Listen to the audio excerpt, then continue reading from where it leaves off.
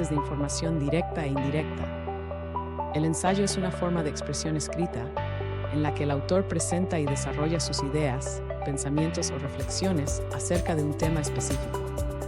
Sin embargo, para que el ensayo sea efectivo, es necesario respaldar las ideas expresadas con argumentos sólidos. Esto implica buscar la validez de la opinión que se presenta a través de premisas respaldadas por datos comprobables, lo que permite al autor defender de manera lógica su postura. Esta combinación de subjetividad y objetividad le confiere una naturaleza equilibrada, en el que la expresión personal se fortalece mediante evidencia objetiva. El ensayo goza de amplia aceptación en diversas áreas del conocimiento, desde las literarias hasta las científicas, gracias a la libertad temática que proporciona, ya que promueve la capacidad de análisis para exponer un contenido relevante con el respaldo de una opinión personal debidamente documentada. Dada la diversidad y profundidad de los temas, es importante determinar su clasificación para discernir si requiere una investigación exhaustiva o si una consulta de datos ligera es suficiente. No todos los ensayos incluyen necesariamente sus fuentes de consulta. Esto dependerá tanto del tipo de ensayo como del ensayista. No obstante, respaldar las ideas con referencias bibliográficas confiere al ensayo un mayor nivel de credibilidad y persuasión.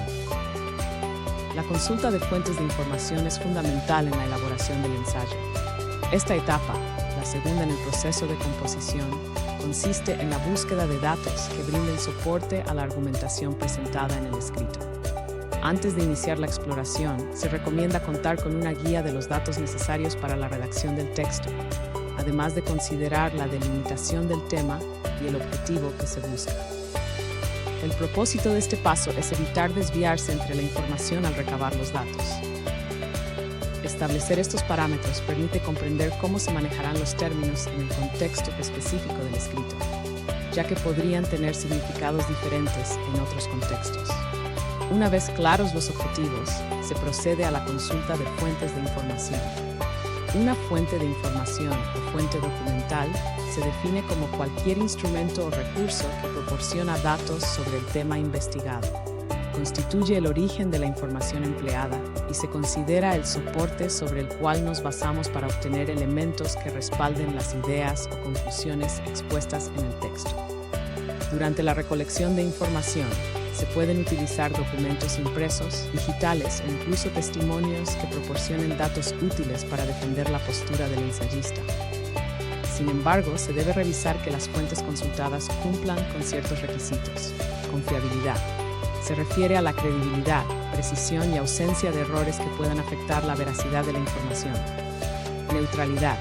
Implica conocer el origen de la información para determinar si es objetiva o si está influenciada por intereses particulares. Adecuación. Requiere evaluar si la información es pertinente al tema o situación planteada, es decir, si se adapta y se relaciona con lo que se expondrá en el ensayo. Si la información satisface estos tres requisitos, se puede emplear como respaldo para las afirmaciones del ensayo. De lo contrario, se debe buscar información adicional o consultar datos en otras fuentes. Durante esta búsqueda, es imperativo tener en cuenta los requisitos mencionados, ya que no se puede considerar verídica cualquier información que se encuentre de manera casual. Para lograr un sustento sólido de la opinión que vamos a expresar, es necesario recopilar datos confiables, objetivos y adecuados para permitir su análisis posterior y la formulación de conclusiones bien fundamentadas. Esta recopilación de datos puede llevarse a cabo en diversos medios, como bibliotecas, internet o entrevistando a personas involucradas o relacionadas con el tema. Previo al inicio de la recolección de datos, es necesario decidir el formato o norma que se utilizará para la citación y las referencias bibliográficas de las fuentes consultadas, con el fin de evitar el plagio. Uno de los estilos más frecuentes es el American Psychological Association, APA. Fuentes de información directa. Se consideran fuentes directas aquellas de las cuales se obtienen datos de manera inmediata y sin intermediarios. También se les conoce como fuentes primarias. Este tipo de fuente ofrece información valiosa, ya que vivió el evento de manera cercana y puede proporcionar una mayor cantidad de datos. Además, la información de estas fuentes es original, pues no ha sido interpretada o procesada por terceros. Cualquier medio que presente datos sin procesar puede considerarse una fuente de información directa.